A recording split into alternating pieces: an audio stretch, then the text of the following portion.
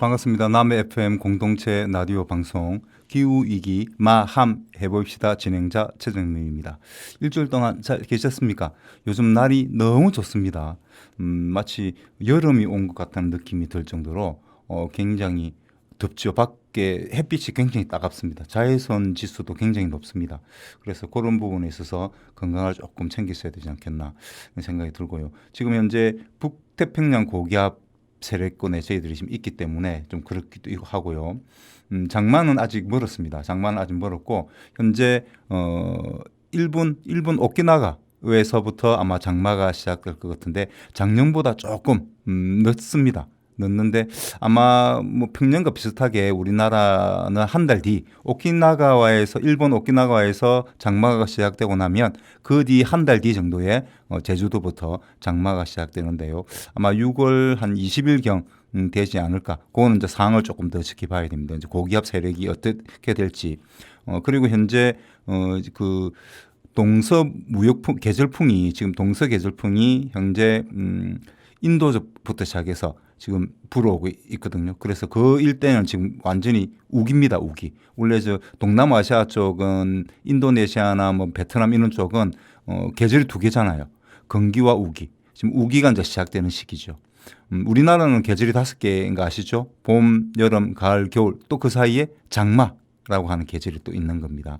그런데 이제 그게 조금씩 우리도 우기와 건기로 이게 바뀌는 그 같은 그런 기후가 점점 이상해지고 있기는 합니다만은 어쨌든 현재는 아직까지는 그래도 우리가 그 5계절이 그나마 그래도 이루어지고 있으니까 아직은 행복한 곳에 살고 있다. 기후에 살고 있다 이렇게 보시면 되고요.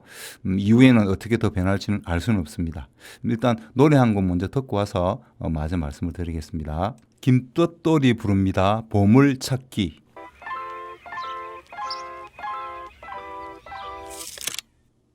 지겨워 이 동네 이 놀이터가 더 이상 할 것도 없고 그날은 낡았지.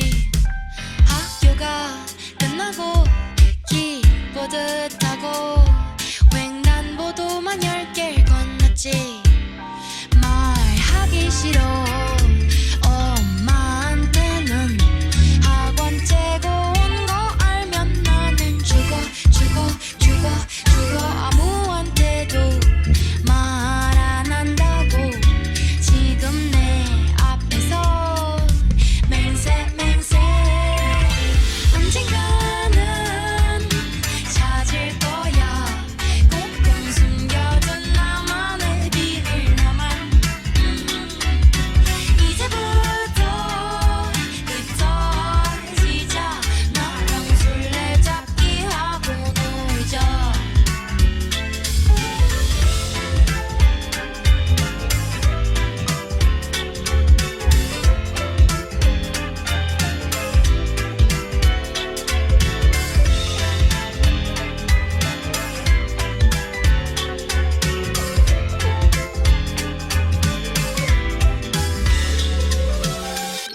지겨워 이 공기 이 집 구석이 더 이상 할 것도 없고 TV도 안 켜져. 당하기 뭐그리 좋다 하는 건지 롤러브레이드 타고 나갈래.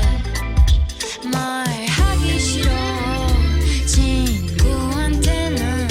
만약 알게 된다면 난 이제 혼자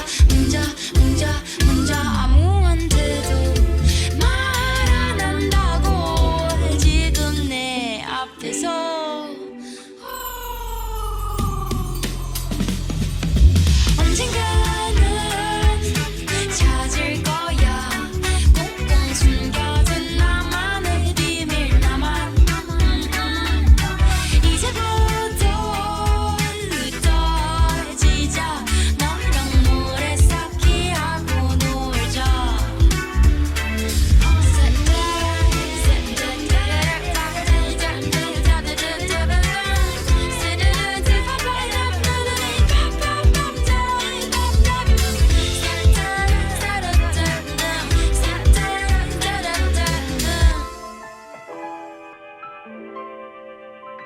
보물찾기, 예, 보물찾기 저희들 어릴 때는 주로 이제 소풍을 가서 야외에 소풍을 가서 보물을 우리 교사분들께서 보물을 숨기면 거기서 우리가 찾고 막 그랬었거든요.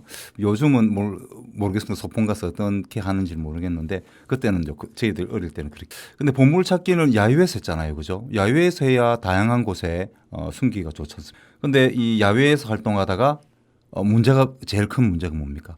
진드기입니다. 지금 이 시점에서는 지금 진드기가 기승을 부리기 시작했다고 합니다. 현재 5월 10일 정도에 우리나라에서 처음으로 첫 사망자가 발생을 했습니다. 농작물 홍성군인데요. 홍천군에 거주하는 86세 남성 A 씨가 밭일을 좀 하고 농작물 일을 좀 하고 난 다음에 증상이 좀 있었다고 합니다. 그래서 이제 병원을 찾았다가 양성 판정을 받은 거죠. 이 진드기한테 물림이 어떤 병이냐면 중증 열성 혈소판 감소 증후군입니다. 혈소판 아시죠? 혈소판은 피를 멈추게 하는 그런 작용을 하는데요. 이 혈소판이 이제 제대로 말을 안 듣는 것이죠. 그러면서 사망자가 몇 명 정도 되냐면 치명률이 18.7%입니다. 그러니까 100명 정도가 진드기에 물린다고 하면 한 20명 정도가 사망하는 것이죠. 엄청난 사망률입니다. 그렇죠? 그러니까 치명률이죠. 그래서 되도록이면 밖에 나가서 들어올 때는 그 진드기가 묻었는지 확인하기 위해서 몸을 좀 틀어야 됩니다. 옷을 좀 틀고 집에 들어가셔야 될 겁니다. 그리고 혹시나 그런 증상이 보이면 바로 병원에 가셔야 되지 않을까. 그리고 아무래도 이제 노년분들이 아니면 이제 어린이들 그죠 노약자 분들이 이렇게 많이 걸릴 수밖에 없습니다. 그런 면역력이 약하잖아요. 그래서 그렇습니다. 그래서 면역력을 키우는 것도 정말 중요하다. 평소에 음식 남기지 말고 골고루 먹고 그리고 운동도 좀 하고 하는 자기 관리가 쭉 돼 있는 사람은 아무래도 이는 질병에 강할 수밖에 없겠죠. 예, 그렇습니다. 우리가 기후 위기도 마찬가지죠. 우리가 꾸준하게 온실가스 관리를 해줘야만 격격한 기후 변화 이런 게 없이 우리가 지구 온난화에 적응할 수 있지 않겠는가 이런 생각이 또 조금 듭니다. 그러면서 요즘 생각나는 동물이 한 말이 있습니다. 거북이. 이 거북입니다. 매년 5월 23일은 거북이의 날이거든요. 이 거북이들이 엄청나게 지금 사실 순환을 당하고 있죠. 우리가 생태계 관리를 제대로 해줘야 된다는 생각이 좀 드는데요. 어떤 일이 있냐면 우리가 이 거북이 하면 탁 생각나는 사진이 딱 한 장. 플라스틱 빨대가 코에 꽂혀 있는 그 사진. 정말 충격적이죠. 정말 충격적입니다. 우리는 그것을 볼 때마다 우리가 환경을 지켜야 되겠다. 우리가 환경 보호를 해야 되겠다 하는 마음이 저절로 생기지 않습니까? 충격적. 물론 그 거북이한테는 정말 미안하지만은 어쨌든 그 사진 한 장 덕분에 많은 분들이 환경 보호에 관심을 가지게 되었다고 저는 생각이 좀 들고요. 그런 측면에서는 고마운 존재이지 않을까 이런 생각이 드는데요. 그래서 더더욱 우리가 거북을 보호하기 위해서 노력을 좀 해야 되지 않겠나 이런 생각이 듭니다. 거북이의 날은 이제 미국 캘리포니아의 해변에서 두 부부가 이 거북이들을 살리는 운동을 했습니다. 한 4,000마리 정도 살렸는데요. 미국에서 거북 단체를 만듭니다. 그리고 그것을 기념해서 2000년 5월 23일을 세계 거북 보호의 날로 정한 것이죠. 세계 거북의 날로 정해서 거북이를 어떻게 지킬 것인가 이런 생각이 좀 듭니다. 우리나라에도 거북이가 있거든요. 거북이 종류가 한 몇 종류가 있습니다. 5종류 정도 있는데 첫 번째 거북이는 푸른 바다 거북, 그리고 붉은 바다 거북, 메부리 바다 거북, 장수 거북, 그리고 최근에 포항에서 발견됐다고 합니다. 올리브 바다 거북 등이 우리 이제 거북이가 서식하고 있는데요. 그 중에서 제주에 가장 많이 살고 있습니다. 그래서 제주도에 이제 중문에 가면 거기서 한번 이 장관이 있잖아요. 보십니까? 거북이는 바다에 살지만 사실은 파충류죠. 예, 파충류입니다. 물고기가 아닙니다. 그렇죠? 파충류. 폐로 숨을 쉽니다. 그래서 이제 어쨌든 알을 놓을 때는 해안가로 오죠. 모래에다 알을 놓습니다. 엄청나게 알을 놓죠. 그리고 거기서 깨어난 새끼 거북이들은 어디로 달려갑니까? 바다를 향해서 팍 달려가는 그 장면 혹시 기억나십니까? 예, 그 장면이 제주도에서도 연출이 아니죠. 제주도에서도 목격이 되었습니다. 그 이후에 두 번 더 목격이 되었는데요. 그 이후로는 목격이 되지 못했습니다. 왜냐하면 그 일대가 관광지로 개발되면서 밤이 낮처럼 이 우리나라 사람들은 좀 그렇지 않습니까? 늦게까지 이렇게 즐기는 문화를 가지고 있지 않습니까? 그러다 보니까 마치 이 밤인데도 환한 낮처럼 밝은 거예요. 그러면 거북이들이 거기서 알을 놓지 않습니다. 그래서 좋은 생태 관광 하나를 놓친 것이죠. 우리가 거기를 잘만 보호했으면 그 광경을 보기 위해서 아니면 우리가 꾸준히 그 광경을 뭐 꼭 가서 보지 않더라도 그것을 실시간 TV로 생중계해도 되지 않습니까? 그죠? 그런 식으로 주위에서 볼 수 있는데 그러면 그 주위는 또 관광이 될 겁니다. 그래서 새로운 생태 관광으로 개발을 할 수 있었는데 그걸 놓친 것이죠. 한번 이러면 다시 찾아오기가 쉽지 않을 것 같습니다. 그래서 우리가 꾸준하게 관리, 우리 몸이 건강하기 위해서도 면역력을 높이기 위해서 꾸준히 몸 관리를 해야 되듯이 우리 생태계도 제대로 돌아가기 위해서는 꾸준하게 관리를 해줘야 돼요. 거북이가 왜 그래 중요할까? 거북이는 파충류 중에서 가장 오래된 역사를 가지고 있는 동물입니다. 파충류 중에서 한 2억 6천만 년쯤에 거북이 조상이 있었는데요. 참 거북이 왜 등 껍질하고 이게 껍질이라고 배 껍질, 등 껍질 뭐 이런 게 있지 않습니까? 갑옷이라 하기는 좀 그렇고 그런 걸 착용하고 있습니다. 딱딱하죠. 근데 생각해 보십시오. 우리가 진화론적으로 생각을 해보시면 거추장스럽지 않습니까? 딱딱한 거 들고 다니면 빠르지도 못하고 그리고 이 거북은 폐로 숨을 쉰다고 했습니다. 이 그 딱딱한 그 껍질들 때문에 껍데기들 때문에 폐로 숨을 잘 못 쉰다고 합니다. 그래서 사실은 거북이한테 그렇게 좋은 장점만을 갖고 있는 건 아니죠. 적보다 빠르지 못하고 그리고 숨도 마음껏 못 쉬고 하는 부분이 좀 있습니다. 단점이 있습니다. 물론 머리하고 목을 탁 열면 다른 짐승들은 먹지는 못하죠. 그러면 보호용으로 그 껍데기를 만들었을까요? 그렇지 않다고 합니다. 과학자들이 밝힌 지금 현재 정설은 그전에는 보호용이다 이렇게 됐는데 2억 6천만 년 전에 화석이 하나 발견이 됩니다. 남아프리카 쪽에서 발견이 되는데요. 그 화석에 보면 등에는 껍질이 없고 앞쪽 그러니까 배 쪽에만 껍질이 있었습니다.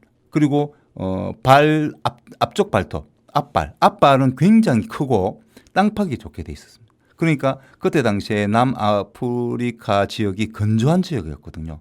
그래서 이 거북이 조상들은 살아남기 위해서 땅을 파고 들어가면 거기에 지하수들도 있고 아무래도 서늘하잖아요, 그죠? 땅 속이. 그래서 파고 들어가는 일을 했던 것이죠. 그 덕분에 땅속 생활을 한 겁니다. 소위 말해서. 그때 당시에 거북이 조상들은. 그 덕분에 사실 2억 한 5천만 년 전에 굉장한 대멸종이 생기거든요. 우리나라란다. 전 세계 우리 그 지구 역사상 5번의 대멸종이 있는데 그 중에서도 가장 고통스러워, 가장 큰 규모의 멸종 사태가 바로 페런기입니다. 페런기가 2억 한 5천만 년쯤 생기는데 그 페런기에서 많은 생물들이 죽습니다. 근데 이 거북이의 조상은 살아남은 것이죠. 거북이의 조상이 살아남은 것이죠. 그리고 거북이로 점차 진화해 갑니다. 그러면서 이제 껍데기가 이제 자기를 보호하는 역할도 하는 그런 역할을 발달시킨 것이죠. 그런 것처럼 거북이 뭐 한 종 없어진다고 해서 무슨 일이 있겠어라고 생각하실 수 있습니다. 그러나 거북이가 2억 6천만 년 이상을 견뎌왔다는 것, 진화해 왔다는 것, 이거 하나만으로도 이 거북이와 관련된 생태계의 생물들이 여러 종류들이 있다는 이야기, 그죠? 그래서 거북이가 멸종되면 그 차례차례 먹이 사슬에 의해서 또는 다른 문제로 인해서 다른 것들의 생태계가 파괴될 가능성이 높아지는 거예요. 그래서 우리는 있는 그대로 지키는, 지금 현재 자연 그대로, 우리나라 좋은 말이 있습니다. 온세미로라는 말인데요. 온세미로, 있는 그대로 또는 자연 그대로라는 뜻입니다. 우리나라 말입니다. 온세미로하게 우리 자연을 지켜야 된다. 그러니까 그러려면 우리 인간이 되도록이면 온실가스를 줄여야 되겠죠. 온실가스를 줄인다는 것은 많은 제품을 사용하지 않는다는 이야기죠. 정말 필요한 것만 사는. 그래서 이번에 중국 뭐 유통업체 플랫폼 기업이라고 뭐 할게요. 2개 정도가 있는데 대규모로 지금 저가로 판매 전략을 전략 광고를 하고 있습니다. 그런데 그 제품들이 엄청나게 문제가 있는 거죠. 소위 KC 인정을 받지 않는, 그래서 제대로 위험성을 제대로 평가하지 않는 제품들이 그래서 발암물질인 카드뮴이나 납이라든지 이런 것들이 막 섞여져 있는 유해성 엄청난 이런 제품들이 지금 중국에서 수입돼. 그 2개의 그 플랫폼 기업을 통해서 유통기업이죠. 통해서 우리나라에 엄청나게 택배로 배달되고 있습니다. 심각합니다. 그래서 정부가 KC 인정을 받지 않는 상품에 대해서는 수입을 금지하겠다라고 했다가 많은 반발에 철회를 했죠. 그런데 어쨌든 그게 정부가 잘했니 뭐가 못했니 이런 것 떠나서 어쨌든 지금 현실 가능한 대책을 빨리 세워야 됩니다. 그렇지 않으면 지금 우리 경제가 굉장히 안 좋거든요. 경제가 안 좋으면 아무래도 소비가 위축되는데 소비가 위축되면 되는데 이제 저가 상품에 눈을 돌리게 됩니다. 소비자들은. 그건 당연한 거 아니겠습니까? 그죠? 그러다 보면 중국에 제대로 만들지 않는, 정말 저가 제대로 만들지 않는 불량품이 대부분 이런 것들이 대거 수입될 가능성이 높습니다. 물론 쓸 수는 있습니다. 뭐 그걸 쓰지 말자는 이야기는 아닙니다만은, 그러나 그만큼 제품이 좋지 않다는 이야기는 그만큼 오래 쓰지 못할 것이고, 그렇다면 그것을 만드는데, 유통하는데, 그리고 소비하고 폐기하는데 엄청난 온실가스가 사용된다는 것. 바로 이게 문제인 것입니다. 이게 문제인 것이죠. 그래서 우리가 온실가스를 줄여야 됩니다. 그리고 제품을 줄여야 되죠. 우리나라에 살고 있는 푸른 바다 거북 같은 경우는 해조류를 먹고 있거든요. 해조류를 먹고 있는데 그 비닐이라든지 플라스틱이라든지 이런 것들이 해조류에 달라붙습니다. 달라붙어요. 그럼 그것을 먹죠.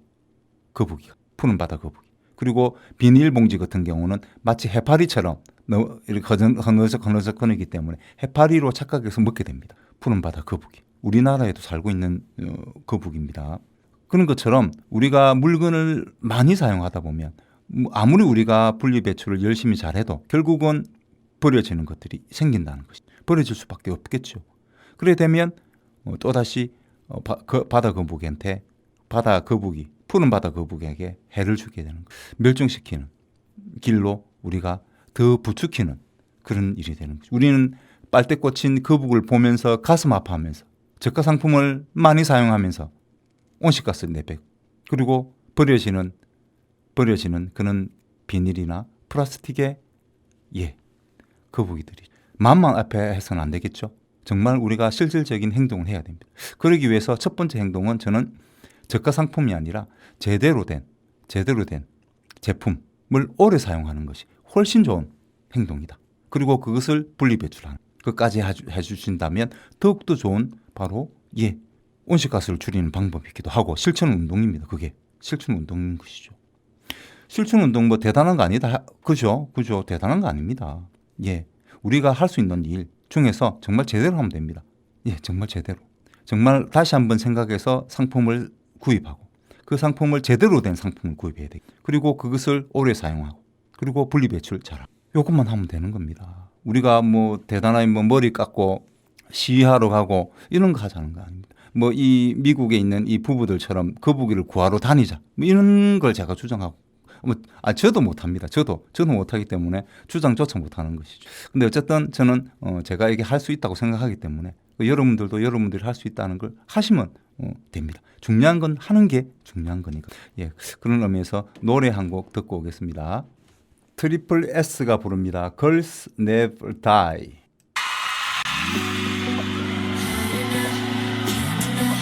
Never die.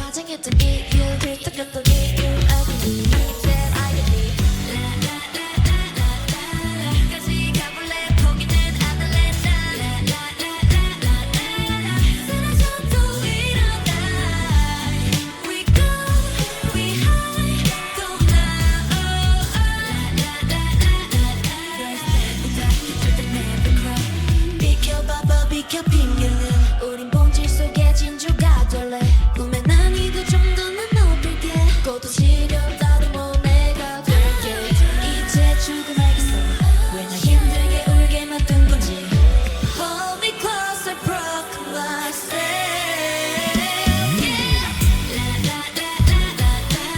까지 가볼래 포기는 안 할래 쓰러져도 일어나 We go, we high, go now First never die, 절대 never cry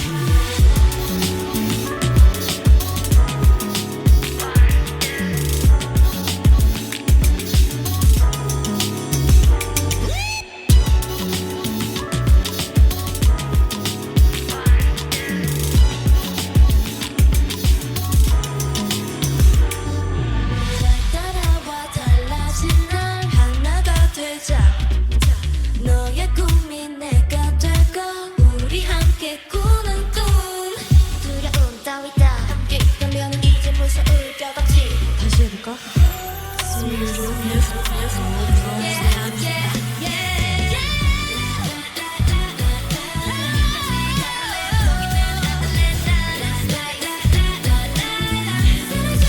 일어나 We go, we high, go now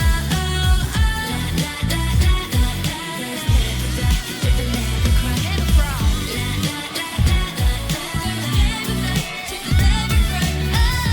never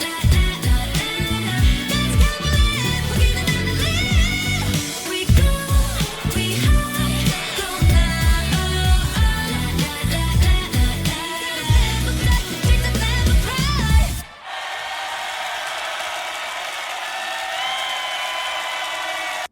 예, 소녀들은 결코 죽지 않는다. Girls never die. 예, 노래 참 열심히 잘 부르시네요, 그죠? 그런 것처럼 우리 인간들도 이 기후 지구 온난화에 대처해서 살아남아야 안 되겠습니까? 그죠? Homo sapiens never die 해야 되지 않겠습니까? 그런 의미에서 우리는 예, 지구를 지킬 수 있는 방법, 지구 생태계를 지키면서 우리가 살아남아야 됩니다. 우리만 지구 생태계는 다 죽고 우리만 살아남는다면 그건 무슨 어떤 결과가 또 나올지 알 수는 없겠죠. 그런 건 가능하지도 않을 겁니다만은. 근데 어쨌든 현재 우리 거북이가 총 세계적으로 356종이 있는데요. 그 중에 약 61%가 멸종되었거나 멸종 위기에 처해. 거북이를 살리기 위해서는 플라스틱이나 비닐 사용을 자제해야 됩니다. 조금 줄여야 되겠죠. 그리고 분리 배출을 잘해야 되겠죠. 그렇습니다. 근데 이와 관련된 영화가 애니메이션 중에 거북이와 관련된 애니메이션 중에 아주 생생감 있는 재미있는 애니메이션이 개봉되었습니다. 지금은 아니고요. 2010년 12월 달쯤에 개봉이 됐는데요. 세미의 어드벤처라고 하는 제목의 3D 영화였습니다. 그때 당시에 저는 이 영화가 나왔는지 몰라서 보지는 못했는데요. 그때 당시에 2010년에 그때 당시에 더빙판도 있었습니다. 그러니까 여기 벨기에라고 하는 나라 아시죠? 벨기에에서 이 애니메이션을 만들었는데 그때 더빙한 사람이 가수 대성 씨하고 실리, 그다음에 그 개그맨 윤형빈 씨가 대표적인 성우로 참여를 했다고 합니다. 영화가 보신 분들의 평가를 보니까 상당히 재밌었다. 상당히 그러니까 그 3D를 구현을 잘해가지고 바다의 그 신비로운 그런 아름다운 모습들이 많았다. 물론 제가 이제 예고편이나 이런 거 보면 3D는 아니죠, 당연히. 2D를 봐도 괜찮았습니다. 정말 그 니모를 찾아서 바다에 관련된 애니메이션 중에서 니모를 찾아서 제일 끝내줬지 않습니까? 그 못지않는 그런 비주얼 배경을 보여주었죠. 바다 속의 세상들을 잘 보여줬다 이런 생각이 드는데요. 그 아기들하고 보셔도 정말 좋은 영화다. 그리고 어른들이 내가 봐도 이런 영화는 명랑해진다고 해야 됩니다. 유쾌해지는 즐거움을 주죠. 유쾌해집니다. 그죠? 아이들의 모험을 그린 그런 애니메이션이니까 얼마나 유쾌합니까? 그죠? 어려움도 이겨내고 하는 성장하는 우리 아이들의 모습. 그럼 내 아이들이 이렇게 컸으면 좋겠다. 이런 생각도 들지 않겠습니까? 그죠? 아이들이 자유롭게 새로운 세상을 맞이하고 거기서 닥치는 여러 가지 고난을 이겨내는 그런 밝고 유쾌한 바로 애니메이션 세미의 어드벤처. 예, 5대양 6대주를 50년 동안 돌아다닌다고. 야, 대단하죠. 그러면서 좋은 길을 그러니까 바다에도 심층수가 흐른다고 했잖아요. 그죠? 밑에는 바다 밑쪽은 심층수가 흐릅니다. 그걸 타면 한 번만에 멀리 가죠. 그죠? 한 번만에 멀리 갑니다. 그거는 뭐 여러 가지 드라마, 저 애니메이션, 바다와 관련된 애니메이션을 보시면 나오니까 꼭 시간 나시면 보시면 좋겠습니다. 물론 날이 너무 좋아서 다른 쪽으로 여행을 가실 수도 있겠지만 여행을 갔어도 보실 수 있는 거 아닙니까? 그죠? 그런데 낮이 너무 덥습니다. 지금 현재 우리나라에 영향을 주고 있는 고기압이 이렇게 날이 이렇게 맑다는 이야기는 고기압의 영향인데요. 북태평양 고기압과 그다음에 그거는 이제 북태평양 고기압은 동해 쪽에 있죠. 우리나라 동쪽, 그다음 우리나라 서쪽 위쪽에 이제 티베트 고기압이라고 있습니다. 이 두 고기압이 만약에 겹쳐지면 그게 이제 7월달, 8월달쯤 되는데요. 겹쳐지면 엄청난 폭염이 이루어지는 거죠. 큰 고기압 두 개가 우리나라에 영향을 주고 있는 고기압입니다. 한 번은 티베트 고기압, 한 번은 북태평양 고기압 이렇게 영향을 주는데 굉장히 덥다는 이야기는 바로 이 두 고기압이 만났을 때 이렇게 엄청난 폭염에 시달릴 수 있습니다. 아직은 그게 만날지 안 만날지는 아직은 알 수가 없죠. 그렇죠? 그러나 올 여름에도 이제 많이 덥다고 하니까 일단 라니냐 영향이 크죠. 라니냐가 되면 라니냐는 여자아이라는 뜻입니다. 그러니까 중남미 페루의 바다 수온이 낮을 때 여자아이의 뜻을 가진 라니냐라고 합니다. 그러면 그 반대편 인도양 쪽, 우리 아시아의 영향을, 우리나라와 아시아, 호주에 영향을 주고 있는 인도양 쪽은 수온이 높아집니다. 그러면 고온다습한 공기들이 우리나라로 서서히 오게 되는 거예요. 그래서 더 덥다.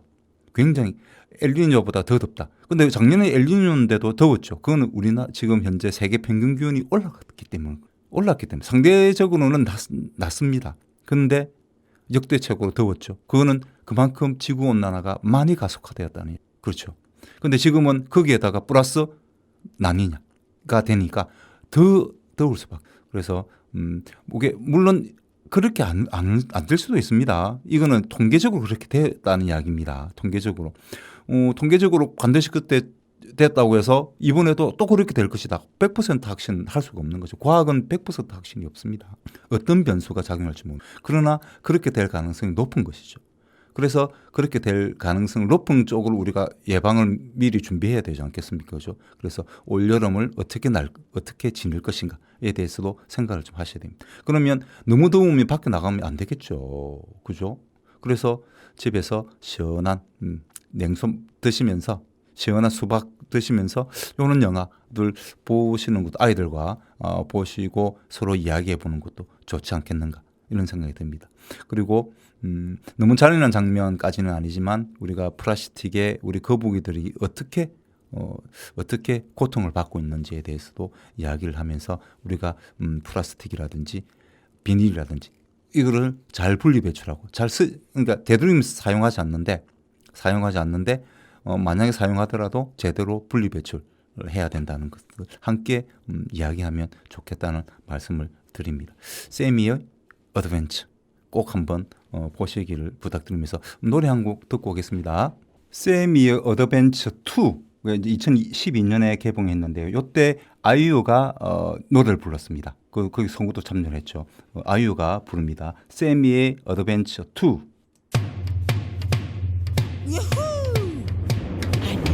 안녕하세요. 스쳐가는 물결 발끝에서 느껴지고 혀끝에는 바다의 향기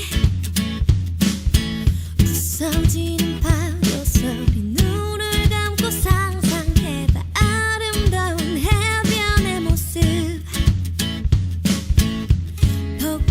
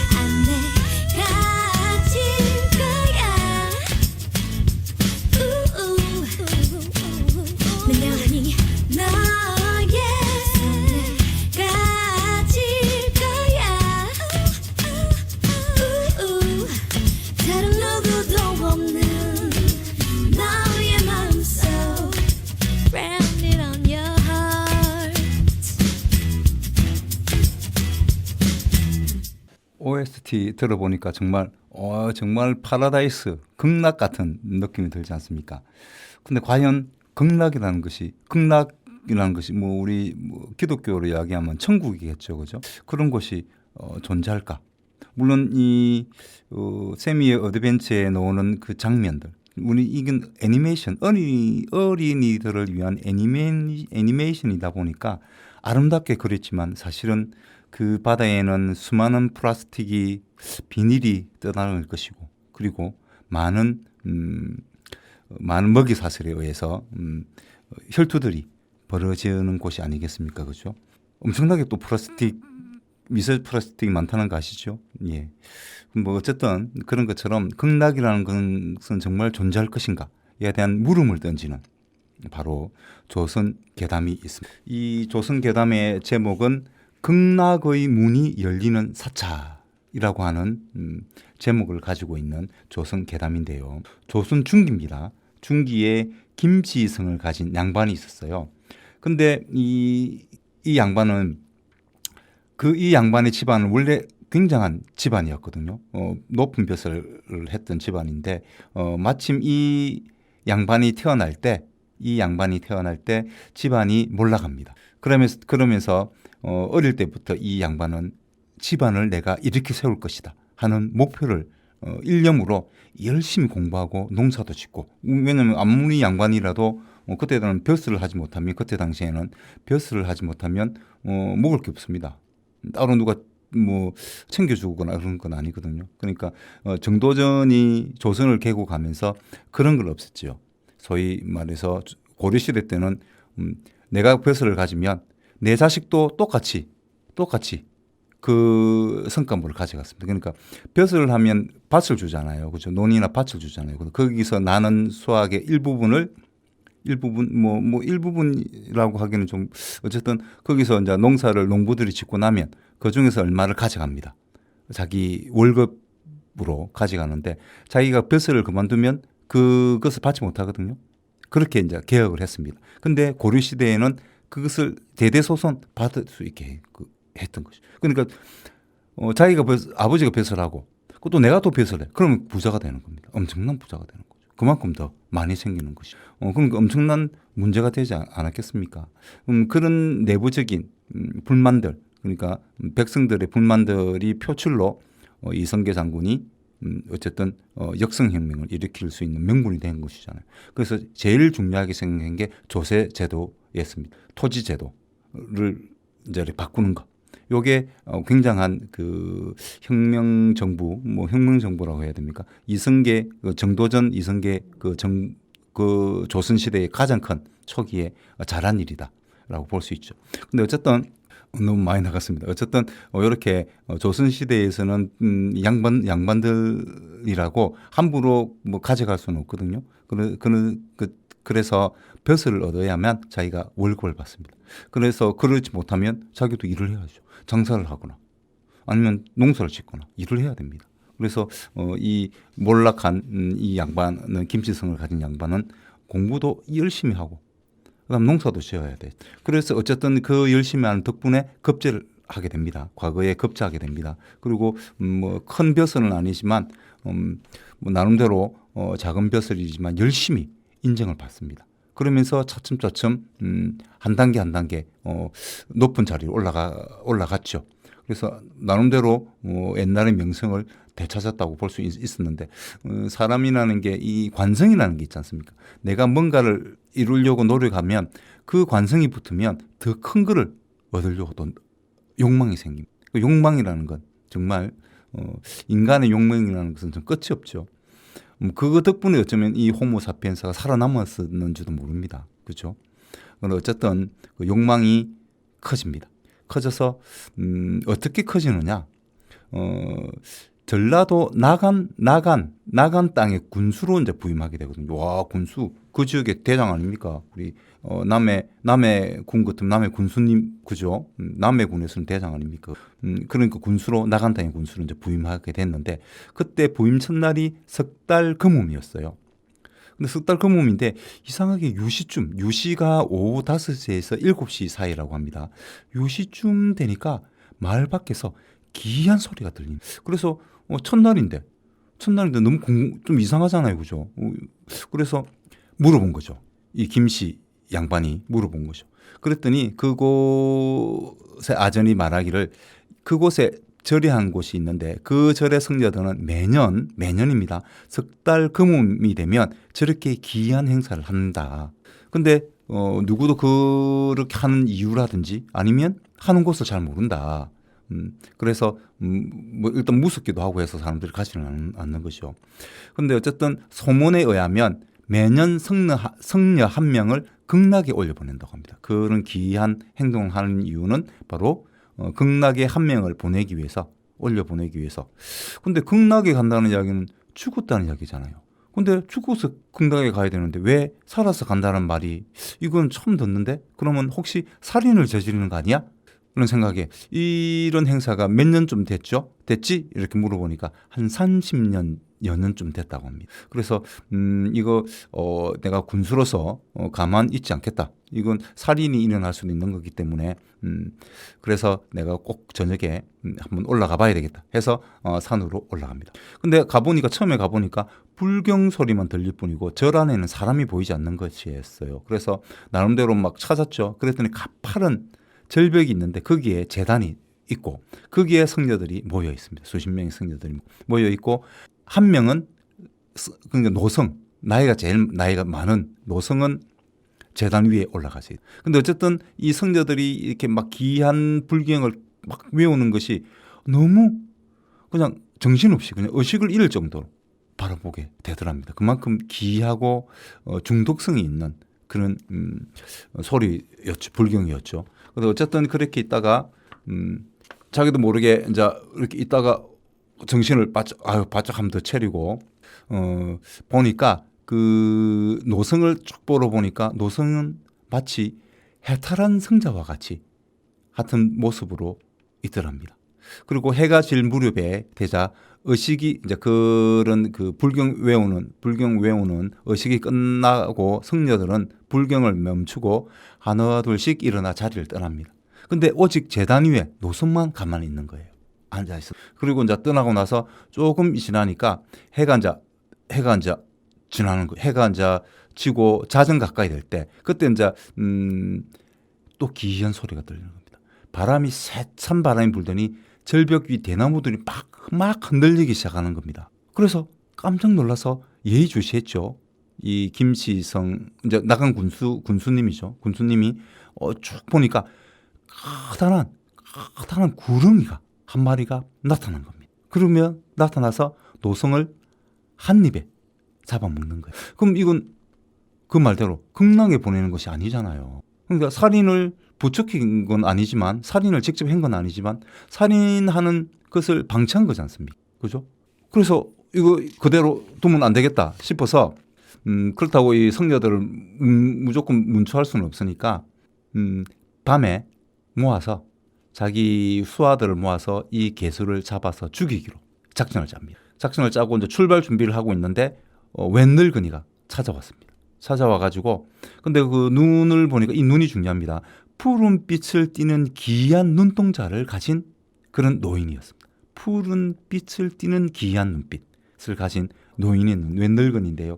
이 늙은이가 하는 말이 절대로 그 구렁이를 죽여서는 안 된다. 그 구렁이는 사실은 이무기다. 그래서 악한 자들을 수백 명 먹으면 용이 되어서 성천하려고 준비 중이기 때문에 절대로 죽여서는 안 된다. 큰 봉변을 당한다. 막 그러면서 외치면서 막 외쳤어요.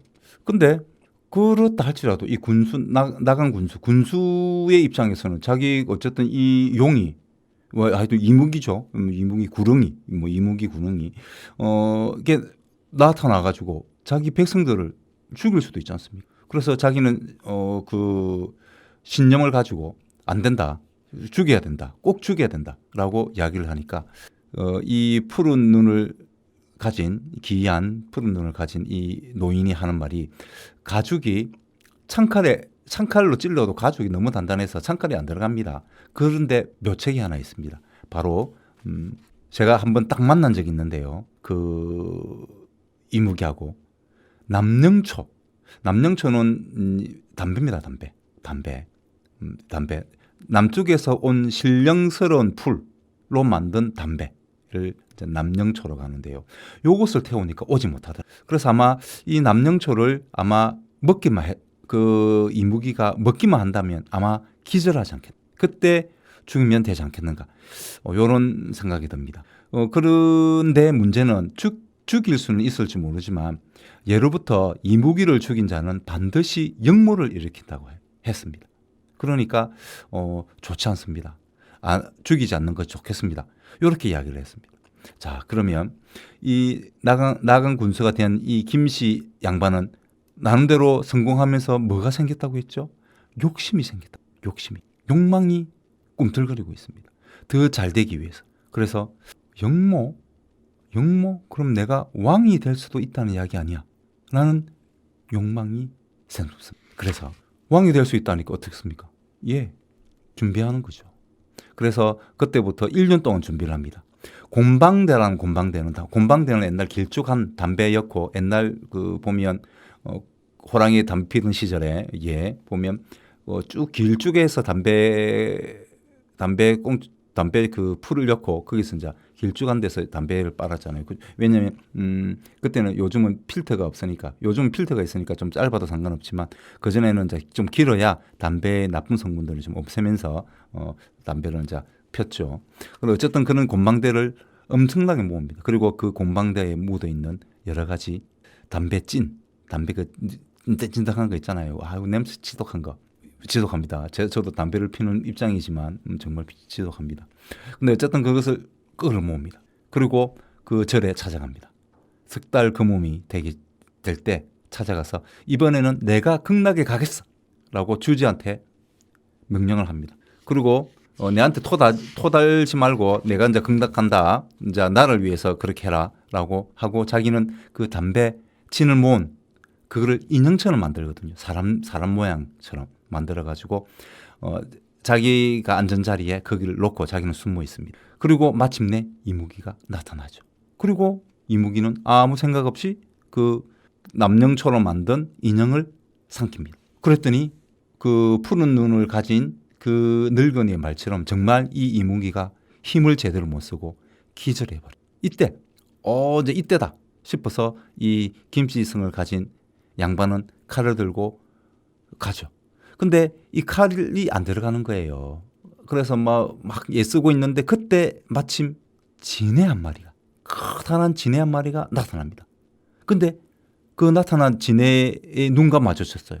그 눈이 어떻게 생겼냐면 푸른 눈을 가진 그런 눈이었어요. 그 전에 늙은이가 누구였습니까? 푸른 눈을 가진 늙은이였죠. 게임에 빠진 것이. 그러니까 이 지네가 이 이무기한테 이길 수 없으니까 혼자의 힘으로 이길 수 없으니까 이 지금 낙연군수죠. 낙연군수의 욕망을 부추긴 것입니다. 왕이 되고자 하는 그 욕망을 부추긴 것이죠. 그래서 자기 대신에 요 남영초를 이무기한테 먹이는 역할을 시킨 겁니다. 그런 다음에 어떡합니까? 이 지네는 이무기를 잡아먹었어요. 그러면서 이 지네는 이제 내가 한 100년 정도는 몇백 년은 더 살 수 있을 것 같다. 그래서 내가 너한테 보답을 하겠다라고 그 낙연군수한테 이야기를 합니다. 네가 나중에 어쨌든 이무기를 죽이면 역모 그래 너를 왕으로 네가 이제 그 역모를 꿈꾸면서 한 행위이기 때문에 내가 너는 바로 못 시켜주니까 지금은 그런 시대가 아니니까 조선시대 고려시대보다 훨씬 좋은 시대니까 지금은 내가 너를 왕으로 시켜주지 못한다. 그러나 이 조선도 이제 썩어 나갈 것이다. 그럴 때 너의 자손들이 왕이 될 수 있도록 내가 해주겠다. 그러려면 너의 아버지의 관을 가지고 온다. 그리고 명당 자리에 내가 묻어주겠다. 그러면 너희 집안은 대대로 잘 될 것이다. 예, 우리 영화 파묘도 바로 그런 영화 아닙니까, 그죠? 좋은 모짜를 써가지고 뭐 자손이 뭐 하여튼 성한다, 잘 된다, 뭐 그런 걸 가지고 있죠. 예, 어쨌든 그런 이야기를 듣고 그래도 이제 이 나간 군수가 생각해 봤을 때 정말 믿을 수 있을까? 이런 생각을 안 했겠습니까? 그죠? 그렇지만 그래도 뭐 손해는 보지 않을 거니까 그리고 왕이 되고 싶은 뭐 내가 아니더라도 내 집안에서 왕이 나온다는 그 욕망이 컸기 때문에 아버지 관을 파서 이무기가 오라는 대로 갑니다. 이무기가 아니고 진해죠. 진해가 오라는 대로 갑니다. 근데 이 진해가 같이 이제 어느 정도 가거든요. 산 쪽으로 가는데 어느 시점에서 진해가 말합니다. 더 이상 따라오지 마라. 이 명당 자리를 나는 갈 수 있지만 다른 사람한테 내가 그 명당 자리에 너의 아버지의 관은 내가 묻어줄 수 있지만 그것을 네가 볼 수는 없다. 이는 청기 누설이기 때문에 큰일 난다. 그래서 따라오지 마라. 내 혼자 갔다 올게. 라고 진해는 간을 들고 올라갑니다. 근데 이 나간 군수 김 양반이 그래도 수상한 거예요. 원래 어렵게 컸잖아요. 저도 좀 어렵게 큰 편입니다. 어렵게 큰 사람들은 잘 믿지 못합니다. 어떤 거에 대해서 확신을 못 가집니다. 내가 보지 않는 이상은 확신을 잘 못 가지는 그런 성향을 좀 있거든요.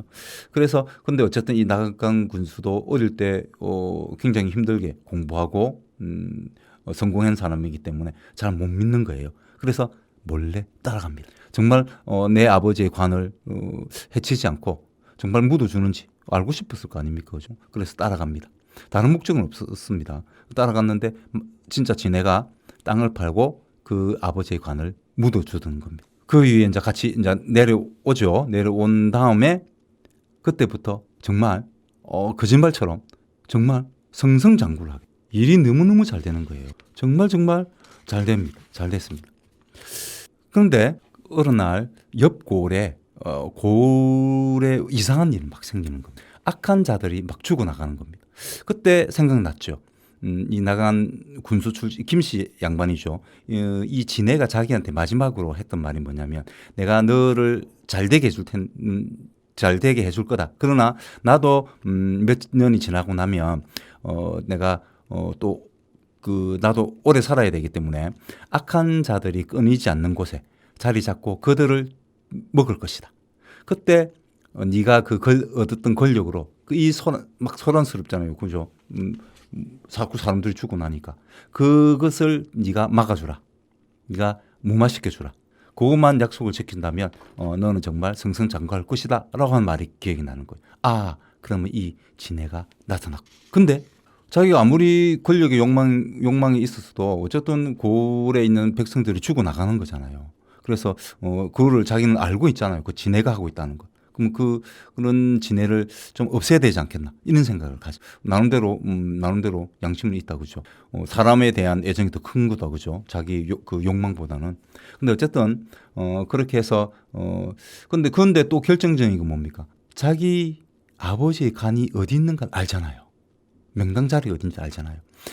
진해가 뭐라고 했냐면 내가 하는 행위에 대해서 네가 만약에 막아선다면 나는 너의 아버지 관을 파버리겠다고. 파버리면 자기 후손이 왕이 될 수가 없는 거지 않습니까? 승승장구가 멈추는 거 아닙니까? 그죠? 그래서 명당 자리를 지키기 위해서 이 진해를 죽여야 되겠다. 그런 생각이 듭니다. 자기는 어쨌든 그 자리를 아니까. 그죠? 잠시 팠다가 진해하고 싸우고서 이기면 다시 묻으면 되는 거니까. 그죠? 근데 어쨌든 그래서 자기 아들한테 그 김 양반의 아들이 한테 그 남영철을 모으라고 시킵니다. 그리고 남영철을 모으면 그 진해가 나타났을 때 먹여라. 그리고 그 진해를 잡자. 막 이런 식의 어떤 작전을 짭니다. 그리고 실제로 이제 그렇게 해서 이 진해를 잡습니다. 근데 이 진해가 바보가 아니잖아요. 그래서 내 은혜를 베풀을 것만 이를 원수를 갚다니 내 아비가 기어코 내 말을 어기고 못자리를 본 모양이구나. 이는 그 아들한테 합니다. 못자리를 봤다. 그 김씨 양반의 아들이 생각했는데 그런 말은 처음 들어본 거지 않습니까? 그죠? 처음 들어봤잖아요. 그죠? 그래서 아버지를 찾아가서 물어봅니다. 그래서 아버지가 여차 이렇게. 그러고 나서 가만히 보니까 그 아들의 얼굴에 못 보던 점이 하나 생기는 겁니다. 붉은 점이 하나. 그래서 아무리 지워도 지워지지 않더랍니다. 근데 자기가 이제 아들을 갖게 되거든요. 근데 그 아들한테도 점이 있는. 근데 태어나자마자 스스로 그 점이 사라지거든. 그래서 스스로 점이 사라짐이 생긴 아이다는 이름으로 그 아이의 이름을 김자점이라고. 김자점. 어디서 많이 들어본 이름 같지 않습니까? 김자점. 예, 인조방정을 참여를 했죠. 예, 광해군을 몰아내고 예, 정말 힘없는 왕을 내세워서 이 신하들이 권력을 찬탈했죠. 예, 인조 반정을 시켰습니다. 이 김자점이 일으켰죠.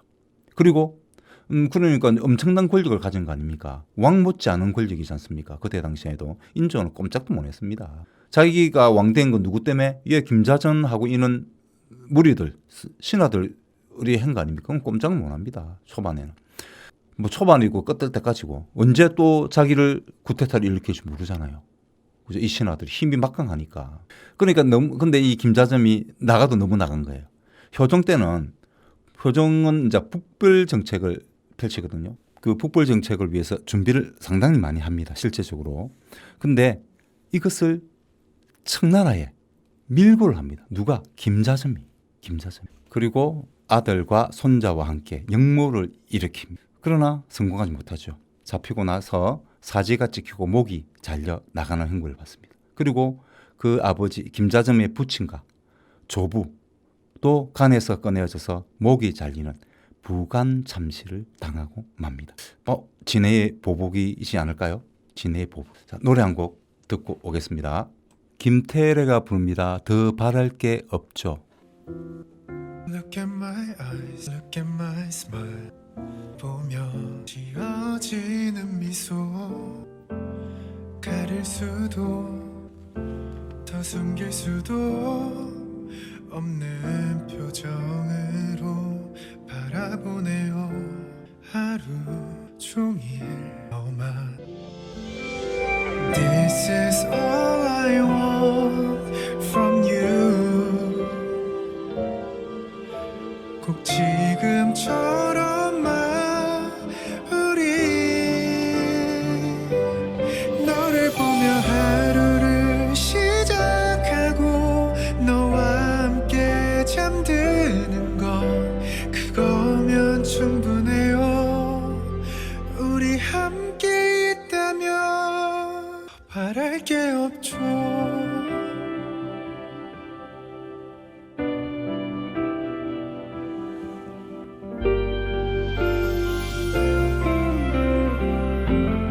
I'm on your way forever and day. 네가 있는 그곳 네가 가는 어디든 더없이도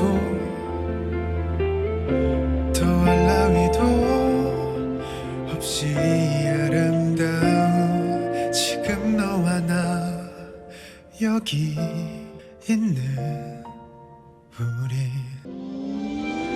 This is all I want from you. 꼭 지금처럼만 우리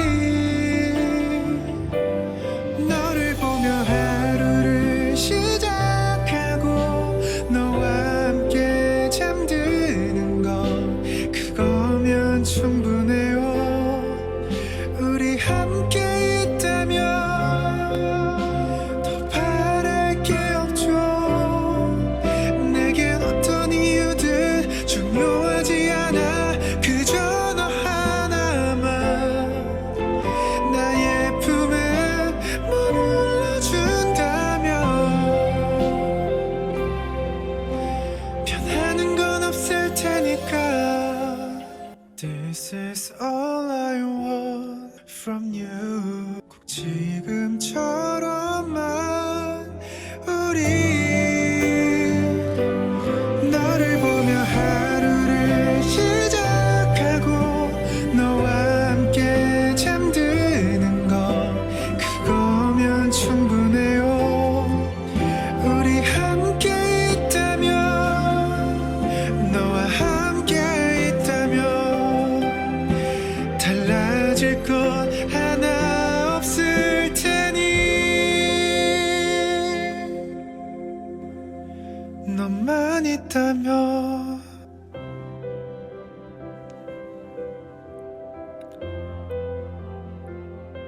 청취해 주셔서 고맙습니다. 일주일 뒤에 또 행복한 얼굴로 만나도록 하겠습니다. 예, 고맙습니다.